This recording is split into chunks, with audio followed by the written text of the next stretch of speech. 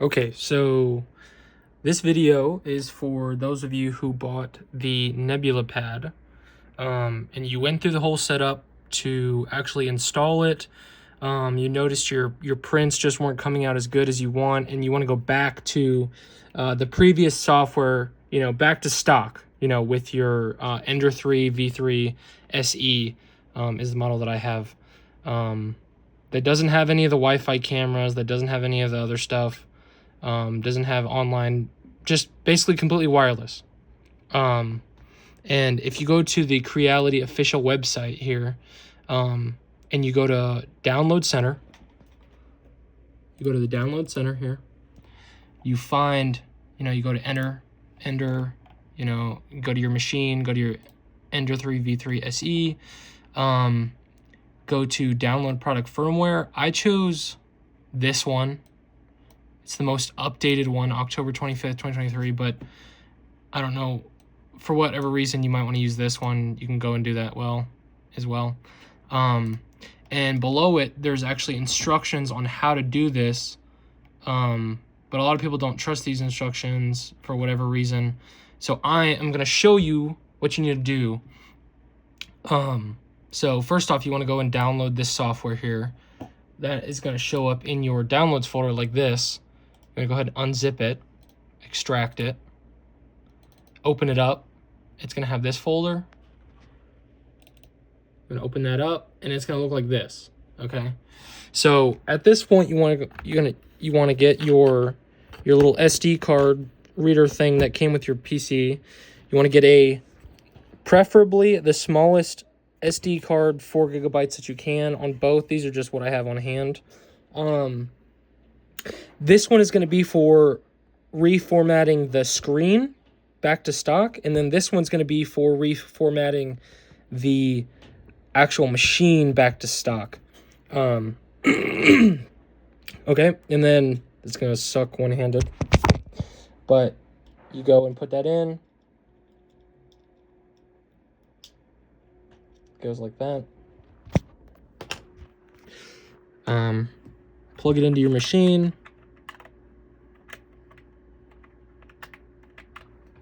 It's upside down.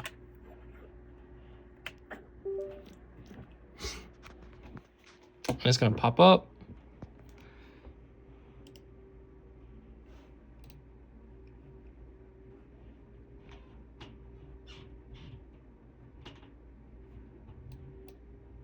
Oh, that's just great. Windows, wonderful. There we go.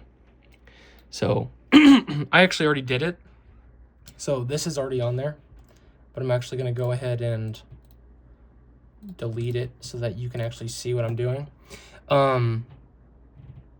This is for the screen. This is for the machine. So you literally just want to take, I'm doing the screen because I have the little SD card now. You want to take the GA_set. You want to take the whole entire folder, and you want to drag it over and just drop it. And it just copies it right onto that. And then that's all you need to do for that one. Beep. Take it off. And then you want to put the other one.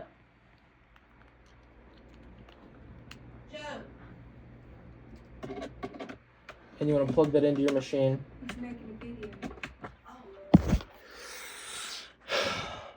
And I already deleted it off because I didn't need it anymore. You want to take this whole entire this one file here, and you want to take it and you want to just copy it over to your SD card. That's literally all you need to do to be able to get those files off. And my machine is actually running right now, but I'm gonna take these upstairs to my machine and I'm gonna show you what you need to do.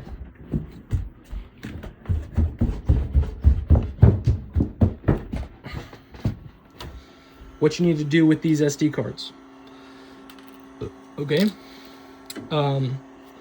Okay, so as you see, I have it back to stock and it's printing. And if you've coming from my previous video that I made, I'm gonna put a link in the comments to this video from that video, so maybe people will watch it. This is what it looked like with that piece of crap. And it's because that is not calibrated for this machine.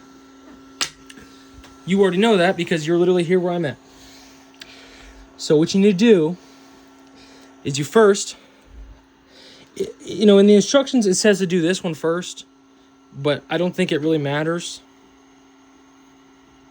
So if you want to swap these, do whatever. This is what I did, and it worked. So if you're coming straight from this one, like I did, and you just unplug that one and replug this one in and turn that on, this is going to scream at you. I just immediately turned it off then, and then figured out how to do this. So what I did then was I came and I downloaded my file from the website, just like I showed you just now, plugged it into here, turned the machine on, let it sit for probably, I don't know, a minute or two. And during that process, this turned on. It was like black, and it just had some Japanese writing up here. And there was a bunch of options that were just empty. And I could scroll through them and do anything, but it wouldn't actually do anything. And I think that's what it was updating its software here, but we didn't have the correct firmware over here to actually utilize that software. Okay? So then I went back, put my software on this. It was a whole ordeal trying to actually figure out that I need to be on a 4 gigabyte or something so it'll have FAT32 as the format. And what you do is you just take it, stick it in there while it's off, make sure the machine is off. Stick your SD card in there, and then you're going to turn it on, and it's going to be a white screen with red writing, and it's going to say something regarding copying system firmware, updating, something like that. You're going to wait, and it's going to say copying 1% through 100%, right? So let it finish, and it's going to say update complete. At that point, you turn your machine off, take the SD card out, and then you're going to turn the whole thing back on, and it's going to just become stock. That's when you go in here and you just set up your machine like it comes normally. So for those of you who wanted to go back to stock but got super nervous because you wasn't sure, and you thought you bricked your machine, you didn't brick your machine, just follow these instructions and it'll bring you right back to stock and back to having nice, wonderful prints that are awesome like this.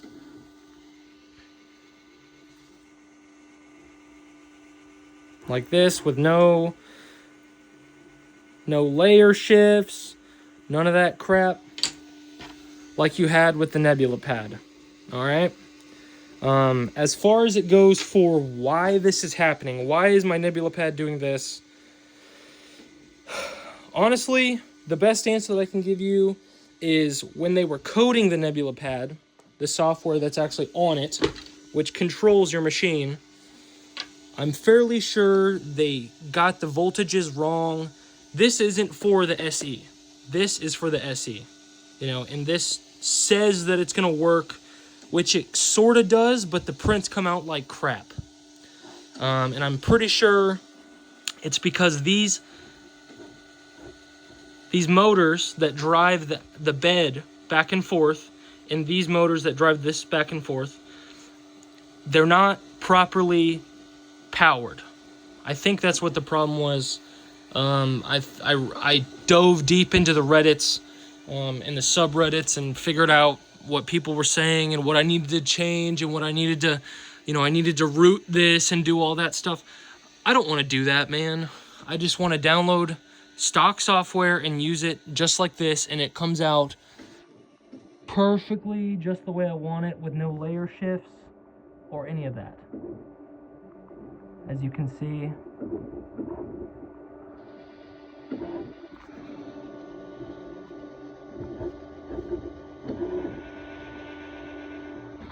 As you can see, I believe anyway. Yeah, no layer shift. Obviously, no layer shift.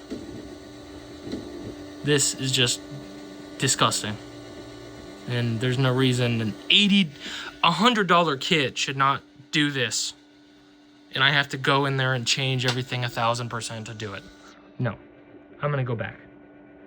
And this is going straight back to Amazon, where I got it. Okay, where was I going with this? Yeah. I hope that helps somebody. Just like it helped me. So, yeah. Hope it helps. Bye-bye.